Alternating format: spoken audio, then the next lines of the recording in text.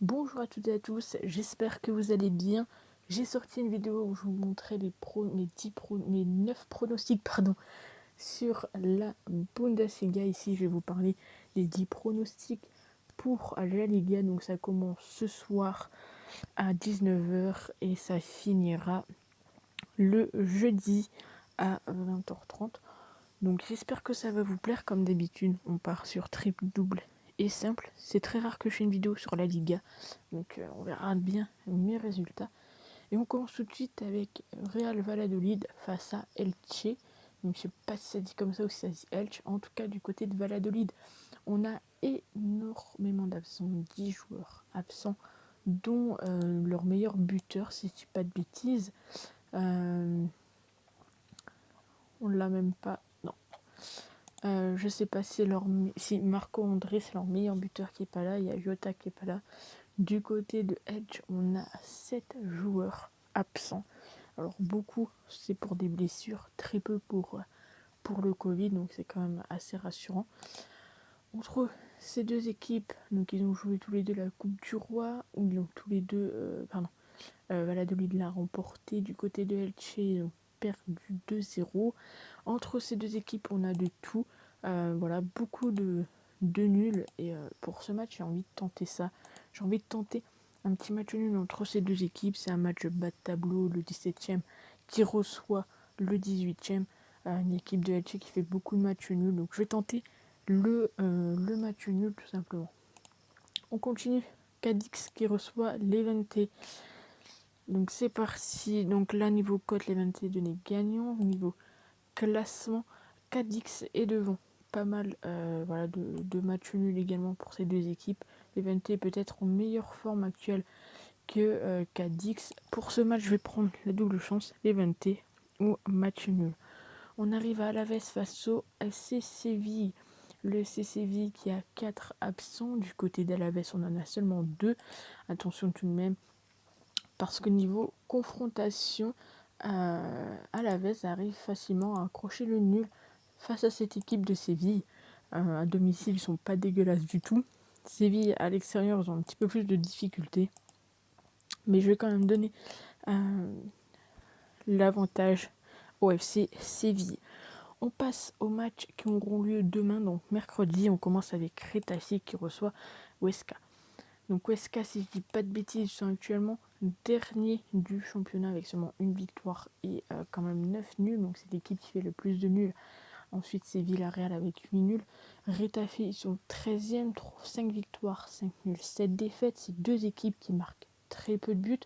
Retafe à domicile, ça fait très peu de nuls. Et Huesca, c'est un petit peu leur format à l'extérieur. Ils n'ont pas gagné de match. Ils ont fait 5 nuls en 9 matchs.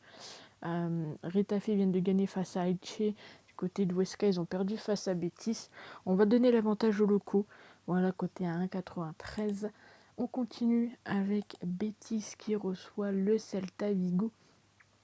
Betis, 5 absents, notamment Carvalho, mais c'est des joueurs blessés et non pas atteints du Covid. Donc c'est quand même encore une fois une chose assez rassurante.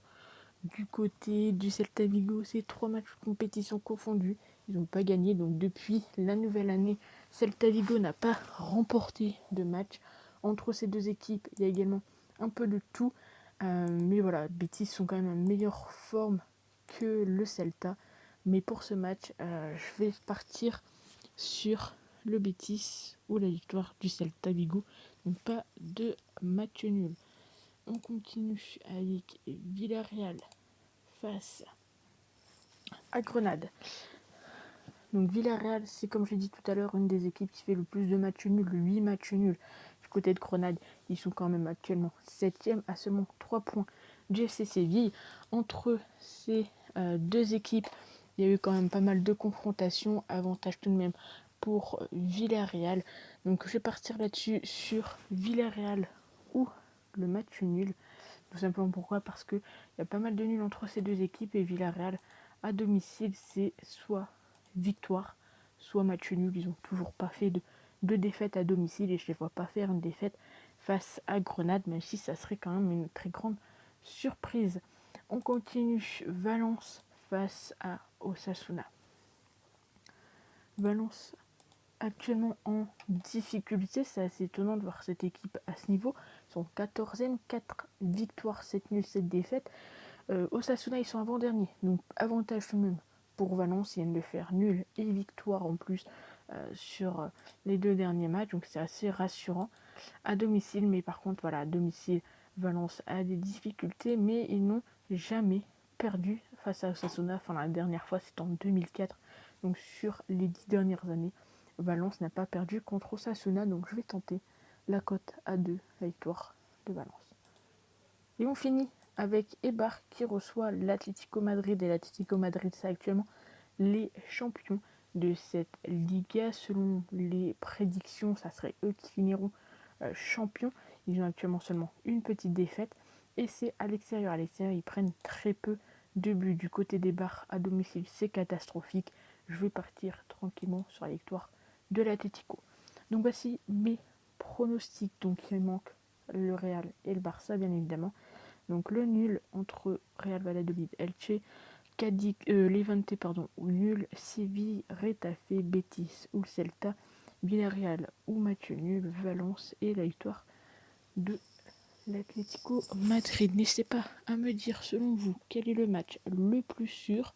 Et puis bon, on se retrouve très vite pour une nouvelle vidéo. N'hésitez pas à nous rejoindre sur Snapchat et sur Telegram. Ciao.